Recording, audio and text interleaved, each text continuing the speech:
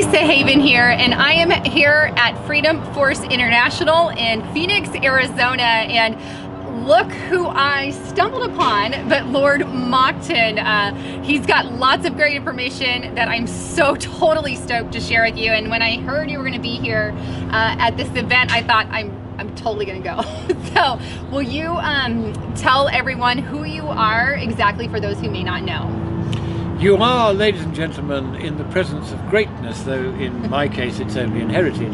I am Christopher Walter, in fact the Right Honourable Christopher Walter, 3rd Viscount Monckton of Brenchley. That makes me a peer of the realm, or a lord, in the Parliament of the United Kingdom, though since my father and most of the hereditary peers were ejected by a socialist government a few years ago, I don't have a seat in the House, but I have a voice, and that's what you'll hear today. Absolutely. And he's got tons of information he's going to be sharing today. Can you tell us a little bit about, I guess, what's going on worldwide and what you see playing out right now in the world as a whole? Let's start there. The great divide in politics, the two sides in politics, were first meditated upon by the early Chinese imperial philosophers, and they said that the divide was between what they called the legalists on one hand and the Confucians on the other. The legalists, we would call them totalitarians. The left, the fascists, the communists, the socialists, they're all the same. And these are people who think they know best about everything. They have only one party line to which they expect us as well as themselves to adhere, and they want to interfere down to the minutest detail into every aspect of our lives, down to the last dimly flickering, poison-filled mercury light bulb, which you can't even read by, and if you break it, it's an international disaster.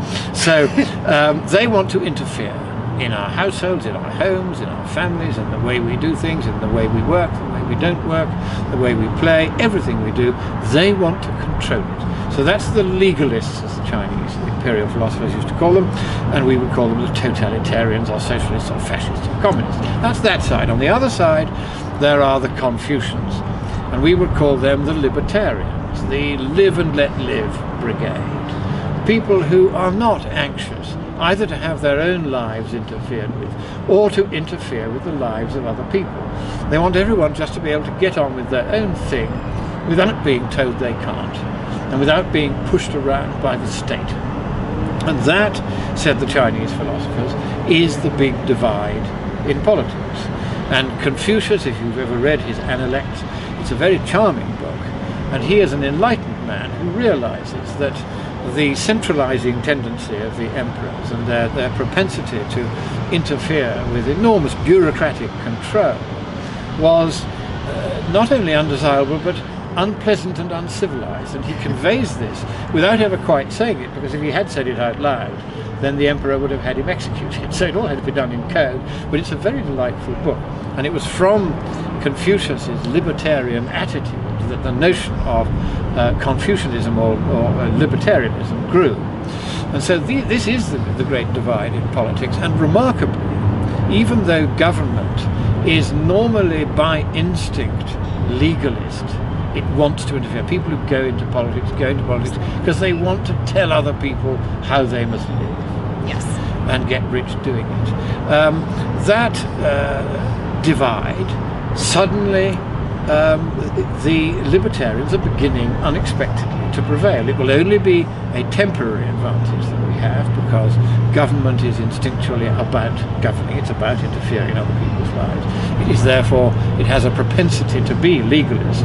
And the objective, of course, of the founding fathers of the United States, with your Constitution, was to circumscribe the power of totalitarian government, to prevent it from exercising too rigid and too rigorous and too interfering and too detailed and too expensive a control over the lives, property and dealings of individual citizens. And unexpectedly, from time to time, the Confucians, that's the likes of all of us, suddenly prevailed, and we had the vote for Britain to leave the European tyranny by clerk, and of course that tyranny run by 30 faceless, grossly overpaid and grossly overpowerful commissars who are not elected by anyone. That was the reason why those of us, if you like, in the governing class who decided that we wanted to leave voted against it, because it was anti-democratic, not just non-democratic, it was anti-democratic. And the working classes voted against it because they too sensed it was anti-democratic, but they knew that it was causing mass immigration to Britain, and Britain hadn't made sufficient provision in the number of hospitals, the number of houses, the transport infrastructure to cope with suddenly very nearly 1 million extra people every year in our tiny island, which only has 60 million people in it to start with. So working people felt that aspect of the dictator's control very strongly, and so they voted against. And so Brexit was successful. And I was a leading member of the party, the United Kingdom Independence Party, that achieved Brexit. And Nigel Farage, who has been working for this cause for 30 or 40 years, he, as the leader of the party, was the voice of freedom. And that voice was splendidly heard. Good. And by 52% to 48, we voted to leave. And the establishment are furious. Of course, the governing establishment is instinctually legalist. They love the European Union because it's more rules, more regulations, more bossing about. And so they were very upset when the British people said, 2 fingers to that lot, we've had enough, we want Good out. thing. Yeah. So that was Brexit. But then, to add glory to glory, we have had the unexpected election of Donald Trump as President of the United States. And this, of course, has caused huge excitement in the Brexit camp. No surprise that the first British politician that Donald Trump saw shortly after his election was Nigel Farage. They've become very good friends. And Nigel has been advising him on certain presentational aspects in particular of the campaign, and of how to then go about mending fences once you've had the campaign, because that's always important. So you have your row and then you get on with it, you don't go on arguing. And so Trump is showing very good signs of having taken that advice to heart, and it's a very exciting time because we now have not only all the left-wing media, which means very nearly all of them, are saying all the mainstream media. The Mark-stream media, let's call Yes. it. They are all saying, oh, but this is the wealthiest cabinet that has ever been assembled, except possibly for that of Jack Kennedy, who, if I remember, was a Democrat. Yeah. So there's no monopoly on billionaires, it seems to me, in the political parties. But what the press should be saying, for balance, if they were going to be fair about this, is that this is shaping up to be far and away the best qualified and most competent cabinet that has ever been assembled by any American president. Amen to that. And this, to me, is a most startling development. I've been glued to Fox News ever since I got here, because we get it only patchily in the remotest corners of the Cotswolds. But do they here, limit it, monitor it, or no? It's just the signal is awful. But the fog gets in the way. But the thing about this is that I've been watching as each appointment was announced, and he was delightful yesterday because he was at his first thank you rally, and he went to Ohio, where he unexpectedly won that by 10 clear percentage points in a blue state that was also a very heavily working class state, because all the workers have suddenly realized that these communist intellectuals like Barack Hussein Obama and Hillary Rodham Clinton, these are not people who have the slightest concern for the future of the working class. No. They are ideologues, poisonous communist ideologues, who wish to shut down capitalism. Yes. And capitalism is what gives the workers their jobs, and they know this. And so the worm has turned, and this is a very, very important change, because it may be, if Trump plays his cards right, and if he can deliver, then, and he can cement the alliance between republicanism and the working classes that he has so well begun with the carrier settlement, for instance, stopping the manufacture of air conditioning units from relocating. I think he saved 800 of the jobs that would otherwise have gone to Mexico. Yep. Saved Now, jobs admittedly, already. the cost of that was at least $11 million for 800 jobs, and you certainly can't afford to pay that every time and still have a functioning economy at the end of it. So let's be clear, this was a propaganda device and not a genuine solution. But of course it's gone down terribly well all the same, which is after all the point of propaganda devices. Yes. But nevertheless, I had the privilege of addressing 100,000 mine workers from West Virginia on a mountain top in the state, which had been a coal mine, and they'd restored it back to being a mountain top after they'd taken the coal out. And so there was this area the size of 5 football pitches, and it was just as well it was that big, because 100,000 mine workers came, and I was on this huge sound stage interacting with them and telling them why they didn't need to worry that global warming was a real problem. Was destroying their jobs. The only thing that was destroying their jobs, I said, are the Democrats. And I said, I'm sorry to be political, I know that many of you perhaps support them, but you should realise that they will destroy your jobs if they can. Obama has declared war on coal. I don't even know if the Democratic Party really exists anymore. It's kind of gone all progressive, socialist-minded. Well, it is really a communist party now, it is. In all but name. The policies they follow, the leaders that Obama, after all, was the son of a communist. His mentors and trainers were communist. His policies were communist. His attempt to destroy the American economy by over-borrowing, which may yet succeed, is communist. Everything he's done is communist. But of course, if you use the word communist, they very craftily repackaged it, so that if you use the word communist, they say, well, you're being extreme because you use the word communist. Well, I'm old-fashioned and I come from Yorkshire, where we call a spade a bloody shovel. And so if it walks like a communist and quacks like a communist, then maybe it is a communist. And I'm going to call it a communist. I'm going to call it what I see it to be. So I'm very encouraged that we've now had not only Brexit, but also the election of Donald Trump. These are two big freedom movements, in my opinion, that I think we're not only witnessing, I think it's a global thing. It's catching on globally. People are waking up to what's going on. Do you feel that? No, I don't. I think they have not the faintest idea what's really going on, because the left are very careful to conceal their true intentions and what they're really up to. And unless one studies it in enormous detail, it's very difficult to point out how wrong they are. And this brings us really to the climate subject, which is the purpose of the Freedom Force Congress this year. It's on the subject of the climate. I'm giving the keynote closing address after dinner tomorrow. And I will be declaring the end of the climate scare. Because I have done the homework and got in among the weeds and done the mathematics, and I have, after 10 years looking, discovered a large and significant error in their mathematics, by which they have exaggerated very considerably the upper bound of their prediction of how much warming we'll get per doubling of CO2. That upper end prediction where they say it might be 4.5 or 5 or 6 or 8 or 10 or 12 or 13 Celsius. I can now rule out everything above 2.5 Celsius as simply being entirely unphysical. They made a mistake in their calculations. A mistake or purposeful, you think? Well, it's not for me to say. I can't tell. All I've done is to discover that there is a mistake. It's not an obvious one, which is why for 30 years this mistake has been made. It was made in the first papers that ever discussed the application of what are called feedback mathematics to the climate. And the first 2 papers on that were Hansen in 1984 and Schlesinger in 1985. Both those papers explicitly contain this error.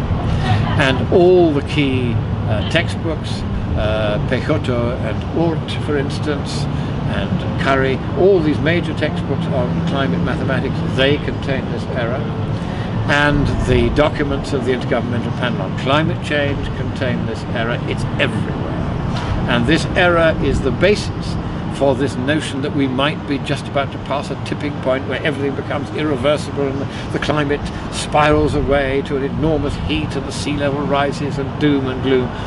None of this is going to happen, and I can prove it. For the first time, we're not just dealing with differences of interpretation, or, well, you know, the they say well, the temperature would go up by this much and it's only gone up by that much, and so they were wrong. No, this is an actual error of physics.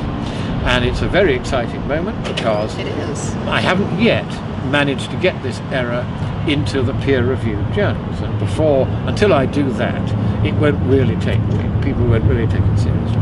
But I did get it reviewed privately before I sent it for review to the Bulletin of the Chinese Academy of Sciences, where they're now looking at it. And I sent it to two very eminent physicists, one of whom is perhaps the world's foremost practicing physicist. And I won't say who he is because it makes him embarrassed, but he's very, very expert. And he at first said, this paper is too long and rambling. So I tightened it and sent it back to him. And then he said, I like this paper. And there's nothing wrong with it. So then I sent it to the world's expert on the particular corner of physics and mathematics that we're concerned with, is mathematics of feedbacks, as it applies to the climate. And there's one man who specialises in this, has written dozens of papers over the years on it, papers that are way too complicated for me to understand. And he looked at it and he also said, this is far too complicated, you must simplify it, you must explain what you're doing. So I rewrote it for him as well, sent it back.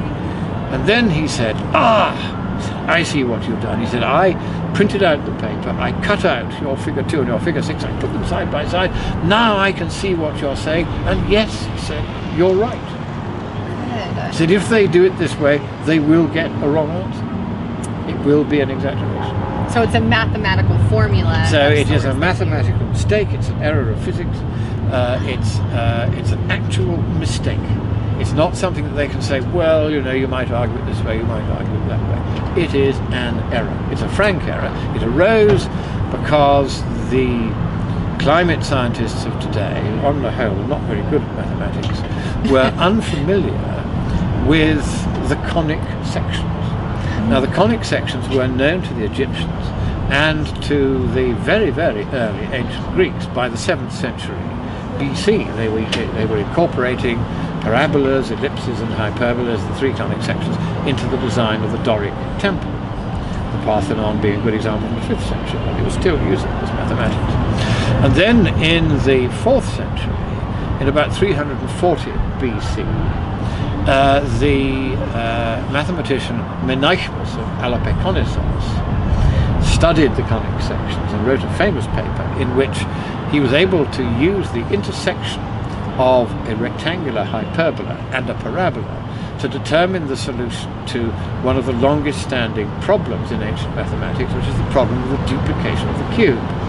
And you may say, what's all this got to do with the climate? The duplication of the cube, a cube of edge 1, yep. And you want to have 2 cubes that have the same volume as that one cube edge 1. What is the edge length of those 2 cubes? And that's the problem. And by this intersection, you can actually identify the solution to the problem. That's what he did. Now, of course, most mathematicians in climates, they don't really know what a hyperbolic curve looks like. So when I actually plotted for myself the temperature response curve in relation to the magnitude of the feedbacks that were being put into the system, it was a rectangular hyperbolic curve, and I recognized it. And I thought, well, if the curve is that shape, then what they're doing can't be right. This was 10 years ago. Right. And ever since then, I have been looking to find out what the heck they did to get these silly exaggerations that I could see they were getting. Right. And just a few weeks ago, I found the answer. It was an electronics engineer rang up and he said, I've seen your paper of last year in which you raised questions about this curve and the way they're using it. You say there's something wrong and you can't find it. He said they are making a mistake. And he then told me about a mistake they were making, but it was a very small one and it didn't have much of an effect. You couldn't really tell the difference when you did the calculation, right. Whether you did it their way or... But nevertheless, he said, read the textbook anyway. So I read the textbook on this area of mathematics and at once saw that they had not only made this very small mistake that he'd spotted, but they'd made a far larger one. So I got back to him and said they'd made a much larger mistake. And eventually, after teasing him a little, I told him what it was. He said, oh, that's not an error. You can do it either way. I said, yes, you can at a fixed point, but you can't if you're looking at a spread of estimates. In an electronic circuit, you aren't, because you know what the feedback is. But in the climate, we don't know what the feedback is. That's where it makes a difference. And he couldn't see it. And that told me that either I was wrong, or the error was sufficiently subtle that it's difficult even for an expert to see. And so that's why I then wrote it down as a full-length paper. I tried to explain what I was talking about. Right. And then after a couple of goes of knocking it into shape, we now have a version that people can understand. That's good. And the people, the experts who've read it, so far, on the whole, they say I'm right. There's one guy who said I was wrong, who's got 4 degrees in this particular subject, but he wouldn't say why. And I'm afraid I always discount people who say you're wrong and they won't tell you why. Yeah, agreed. They're usually just sour grapes there somewhere. Whereas, if a scientist says, oh no, you've got this wrong, you've got that wrong, you've misunderstood the other, then you know where you are and you can evaluate whether you really have got it wrong. But just to be told, you're wrong, that doesn't hack it for me. So anyway, this is a very exciting moment because I'm waiting to hear back from the Chinese about whether they're going to publish this paper. If they do, that issue of their journal will without question become one of the most famous issues they've ever printed. You don't know yet, or have you? I don't know yet. I've sent it to them 3 weeks ago. I got an automatic acknowledgement. I haven't yet had a letter from the editors. They normally send it out for review, gather the reviews together, and then send them to me for any corrections that may need to be made. Although, of course, the reviewers may say, we don't want this published, we think this is rubbish. But they have to say why. Yes, they do. I published a paper 18 months ago in the Chinese Science Bulletin, and 2 of the 3 reviewers turned it down flat first time round. And both of them said, we can't have this paper being published. It disagrees with the party line. Oh my goodness, that's the only reason, And so I wrote back to the editors and said, this is not on any view a scientific objection. And I want you to go back to those reviewers and ask whether they have any scientific objections. Exactly. And so one of the 2 reviewers caved in straight away. He said, well, no, I didn't like the result, but I realised it was right. Yeah, there you go. So I'm not going to make any further objection. The other one, who was quite determined, he was from a North American university, I won't say where. We're not supposed to know, but I found out. He was very naughty, and he then said, right. And he went through it, he made 52 things that he wanted corrected. And so my co-author said, oh, we better just let it go, it's too much work. I said, no, it'll only take me a couple of hours, I'll just work through and do all these things. They were relatively trivial things, like you should have used a different kind of equal sign here, and that kind of thing. So I just did all the changes he wanted, sent them back. And then he said, well, he was most impressed and rather surprised that we'd been able to answer all his points, and we had answered them all to his satisfaction. But he had now done some further reading, and he had concluded that global warming was not happening at the rate predicted because it was all going and hiding in the oceans, and this was the generally accepted consensus. Generally accepted consensus. A usual thing. So I then did, with my colleagues, a literature review. We went through the learned journals, and we found 25 different reasons in the journals for why the warming that they predicted hadn't happened. So we listed all 25 of these different reasons with the different papers that supported these reasons, and we said there is no favoured reason for why the models have got it wrong, but the one we prefer is that the models don't know what they're doing and they've got a mistake in them somewhere. And we then described the area in which we thought the mistake existed, which is the area where I subsequently found the error. And so that was the first time we had hinted there was an error. And then there was my further paper later last year explicitly asking about this area of mathematics and saying, can anybody help? Because this doesn't smell right. Right. And then this year, thanks to that previous paper, bingo, we have the answer. I'm so excited about that. And so this will all be described in my talk tomorrow evening. I'm sorry to have banged on at such length about this abstruse corner of mathematics, but what it does mean is that we think, and we have some good reason to suspect we may be right, because experts cleverer than us have said we're right, that we have found the error that effectively, if you take away the error, you take away practically all of the climate scare. There's nothing left that's really worth worrying about. Right. Just on this error alone, you'd be looking at a range of possible temperatures increases per doubling of CO2 of just 1.8 to 2.7 Celsius, best estimate 2.25. It's not enough really to be very exciting. So using their own mathematics against them, and I stand with you in that. I stand with you as a news reporter and journalist, and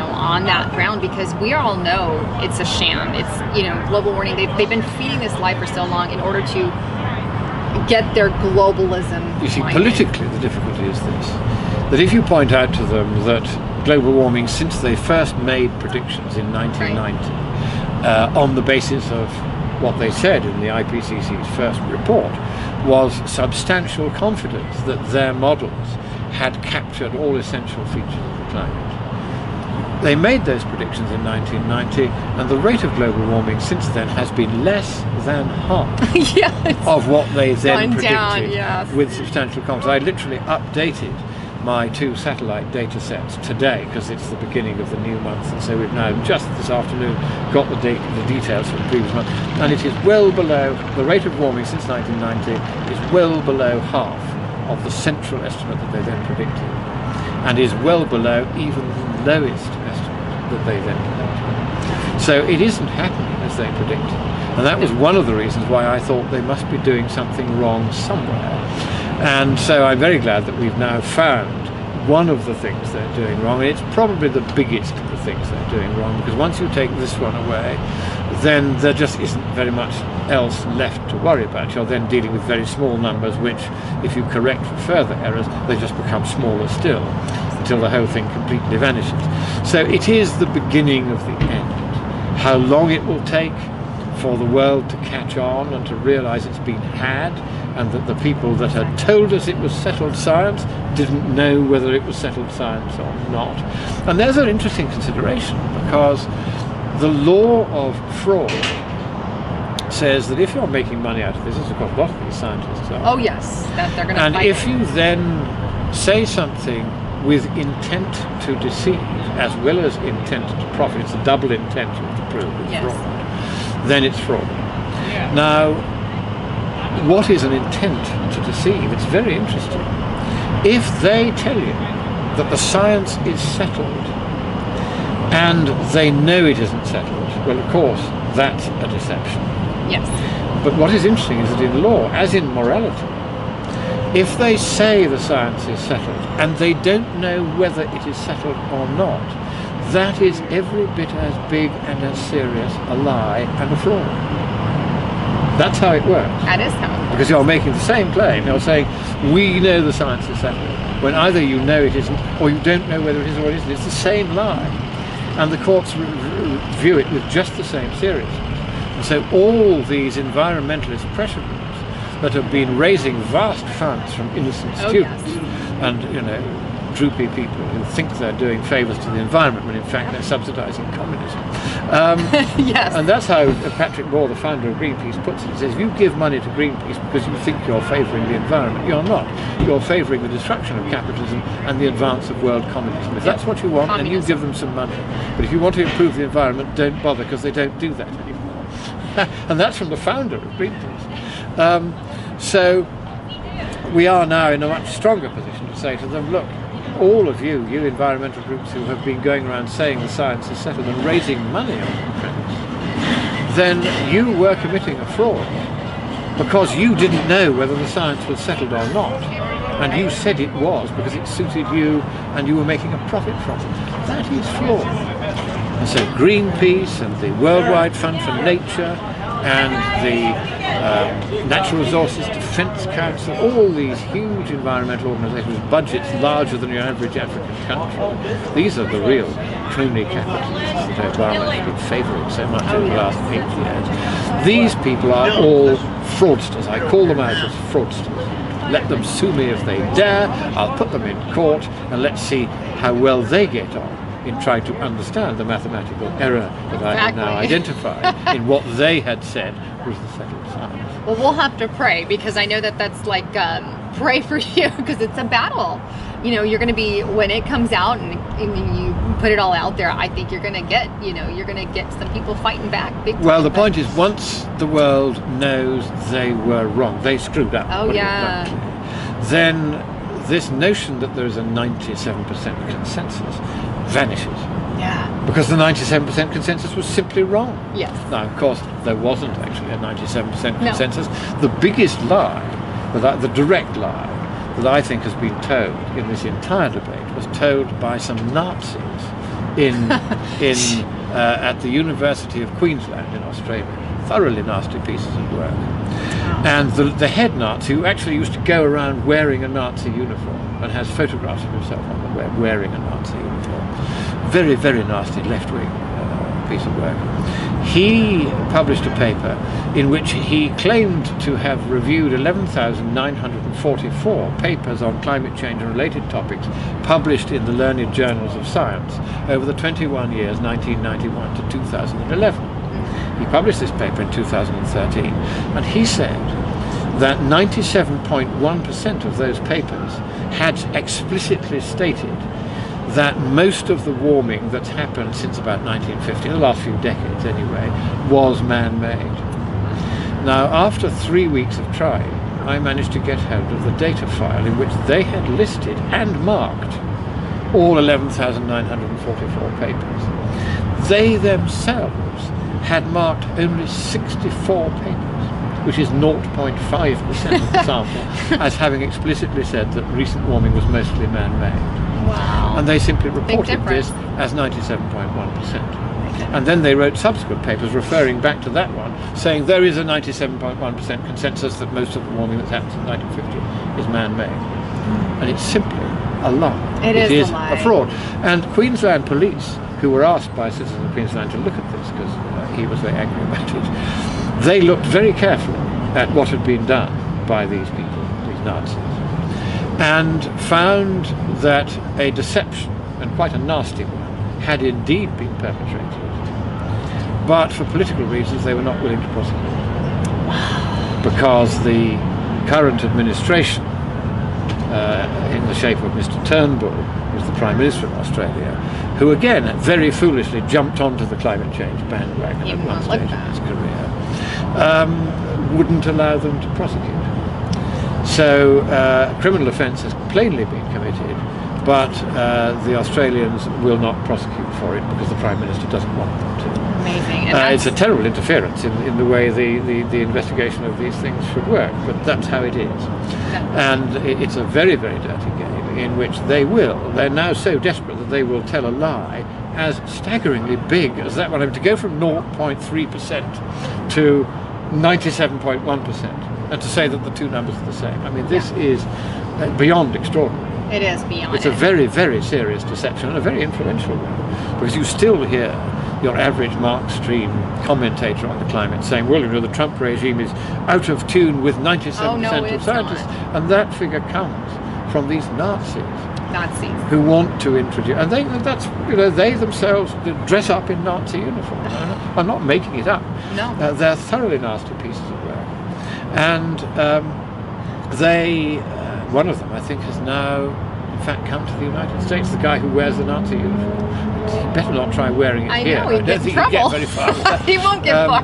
But he's come here because I think he was getting wind of the fact they might have prosecuted him there. Wow. And of course, once you've left the country, it's harder to prosecute. It is harder. However, we're still keeping an eye on that because it is so monstrous a lie that it has to be stopped. And this is really one of the things that is so dangerous about all this. It's not so much that trillions have been squandered. The real moral issue here is a very important one. It's the one at which I either begin or end my speeches on the climate thing, and that is this, that 1 million people a month from among the 1.2 thousand million people in the world who don't have electricity die before their time because they don't have electricity. That's a holocaust, 6 million deaths every 6 months, 2 holocausts a year, caused because the international community, instead of getting together at these huge international conferences and giving coal-fired, cheap, reliable, baseload, low-maintenance electricity to everyone who needs it worldwide, which you could do for a tiny fraction of the trillions every year they're spending on this non-problem of global warming, which we can now prove is a non-problem. This is a terrible It's the crime of death by indifference. It is. They don't care how many they kill to pursue their ghastly ideology, and they are killing 1 million a month. That's a fairly conservative estimate. The UN, to give you an example, says that 2 million a year, so that's 2 months' worth, are killed just by one cause that arises from not having electricity, which is breathing in particulates from smoke in smoke-filled huts over which they do their cooking and eating. It's very sad. And 2 million die just from that. And then you've got the ones that die because they've got infections and they can't be treated because there's no way of refrigerating the antivirals or the antibacterials. You have all these problems. You know, they don't have light, so they get eye diseases. There's so many reasons why, if you don't have electricity, you end up dead at a far younger age than you would if you had electricity. it's true. And the sad thing is, it's all part of their agenda. Now, do you have any, if people want to touch base with you or find, I love hearing all your stuff. I could go on for hours with you. But do you have any information or a website if people want to touch base? Or? Well, the best place to go is probably whatsupwiththat.com, W-A-T-T-S, upwiththat.com. I write there occasionally. It's been a bit less frequent than usual recently because I've been working on this paper. Yeah, it's amazing At paper. the Error. And I did try some of the early ideas for that paper at What's Up With That, but so many trolls came in and tried to derail it that in the end I just said I'm going to stop until I publish the paper. We know about trolls on my channel. Yes, and this is a big problem. They do, enormous amounts of money are spent by the totalitarians, the communists, the fascists, the Nazis, on trying to stop people like me from speaking. Indeed, I had to write very sharply just last week to a Professor Richard Palmcut at Graz in Austria, at the university there, whom I'd written to 3 years ago when he had put up a blog posting saying that everyone who disagreed with his personal views on the climate should be executed. Oh my God. So I wrote to him and pointed out that in Austria, as then also in Scotland where I was, it was a hate crime to demand the execution of those who disagreed with. And that if he didn't retract and withdraw and apologise within 12 hours, I would report him to the Austrian police and would require them to prosecute via Interpol. I could do that. Good. Yeah. There are some privileges the peers of the realm still has. And for now, so, anyway. So he very sensibly backed off and apologised. 3 years later, he does it again. Oh. So, and I didn't see it for a few months, but then I happened to come across it. So somebody drew it to my attention. They said, didn't you stop this person before? So I wrote to him again. And I said, if you do not take this down immediately, I'm not even going to give you time this time, I will go to the Austrian police and you will be arrested and you will be in prison for a very long time because this is a second offence and you've been warned before. And so he said that pending taking further legal advice, he would take it down. He took it down again. And with luck, he won't put it back. But now these death threats are almost daily occurrences. And I mean, not to me personally, just to climate skeptics. I'm not trying to glorify myself by saying I'm so important to them that they're giving me death threats. Don't get me wrong. I am saying that there's an increasing number of demands by the climate Nazis, as Roy Spencer calls them, that those who disagree with them, even though, as we now know, those who disagree with them are in the right and it's they who are in the wrong, should be executed, not just imprisoned, executed, or sent to psychiatric institutions. That's the levels that they go to. And there are dozens of these. And for instance, there's a ridiculous figure called Arnold Schwarzenegger. I don't know the guy at all. And he did a YouTube video the other day in which he said that anyone who disagreed with him on climate change should be put in his garage with his mouth to the exhaust pipe of the car to see how long he would live. And of course, he wouldn't live very long because it's not the carbon dioxide in the exhaust that's killing him, it's the carbon monoxide. But then Schwarzenegger has never struck me as being particularly the brightest shilling in the piggy bank.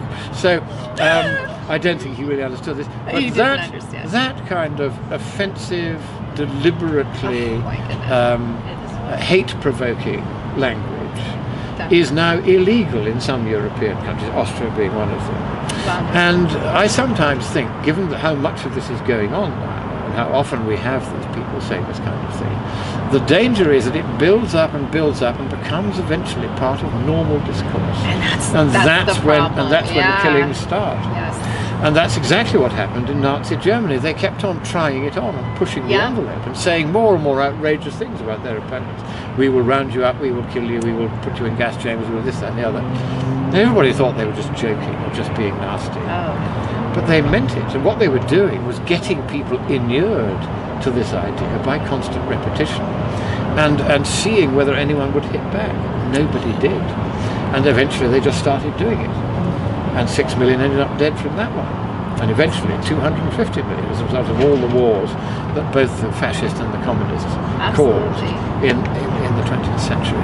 So it is time for us to realise that it is we who stand on the moral high ground on the question of climate change. It is they who are not only killing 1 million a month by refusing to allow coal-fired power to be given to the nations that desperately need it, and by diverting the funds that would be used to give that coal-fired power to them, to be squandered on windmills and solar panels and other such fripperies and fatuity. Absolutely. Such like fooleries, as the Catholic Catechism in England used to say. But also, they're now advocating increasingly, and with increasing stridency and nastiness, witness Schwarzenegger's recent YouTube video, that people should be killed by unpleasant means if they dare to disagree with the Nazi party line on climate. So what do we do about this? Well, I think we do have to outlaw that kind of hate speech. Otherwise it just gathers momentum, and they will no doubt say, well, it's our freedom of speech, we can say we can kill anybody we want. No, actually you can't. It's called incitement to murder. It's a crime under the US Criminal Code. And I'm working out at the moment whether I should prosecute Schwarzenegger for incitement to murder for this video, and to prosecute YouTube, who were asked to take it down and didn't. And I think we've got to start doing this, and so that the mood music goes the other way. If you use this kind of violent, nasty, evil language, advocating the deaths of your opponents, not because they're wrong, but because they're right. Well, the hard part is they'll push it on both sides. No, because we don't use that kind of language. No, I don't go around saying all these climate change, these Greenpeace people should be killed. That's not the kind of language I use, or imprisoned, unless they've committed a crime. But the idea of just saying, well, because they disagree with the climate, everybody should be killed. No, that's not the way we talk. We have nothing to fear from a law that says you may not advocate the death of those who disagree publicly. If you say it privately, then perhaps a few people who are friends with you, that's another matter. But if you go on YouTube and you're a famous figure and you preach death to those you disagree with politically, that is a crime of incitement to murder. It's a crime under the existing code. And I think I might see whether I can't put it in front of the police and get it prosecuted. You have a criminal code in this country which is democratically agreed, and that criminal code says that if people go around inciting to murder, they are committing a criminal offence. That is not a kind of free speech that is allowed. You have to understand there are limits to free speech, and that, like it or not, is one of them. Well, I love your stuff. So I'm so excited I got the chance of a lifetime to interview. I know you got flown in for this event, and I absolutely love everything that you do, and I back you 100% in what's going on with the global warming, climate change, just chaos that's being created here. So I'm with you on that, and I cannot wait to hear more on your speech tomorrow here at this event. So thank you again for coming on my broadcast. I really appreciate it. Well, it's been a pleasure. Thank you all for watching. If you've watched this long, don't edit it down too much. I won't edit it at all. It'll be straight. I will let it fly. Well, God bless America. And if you do come across any more examples of death threats against climate skeptics, get in touch with me, monckton@mail.com, and tell me, because the prosecutions are about to start, both for the frauds. No, it is going to get worse. And also for the incitements to murder. We're not going to have this criminal behaviour any longer because it is dangerous. It is dangerous. You see, it's not a question of just saying, oh, freedom of speech. No. They go on and on and on at this. They've been saying this for years now, with virtually no opposition. And that's when it becomes dangerous. That is what led to the rise of Hitler, because his people used exactly the same language the climate Nazis of today are using. And he went on doing it. It only took a generation, and then everybody was talking that language, and then the killing started, and it went on in the millions, and then the tens of millions, and then the hundreds of millions. You have to nip it in the bud, and that is what the law of incitement to murder is precisely intended to do. That makes sense. Well, thank you guys again for tuning into my channel here. This is Lisa Haven and Lord Monckton signing out.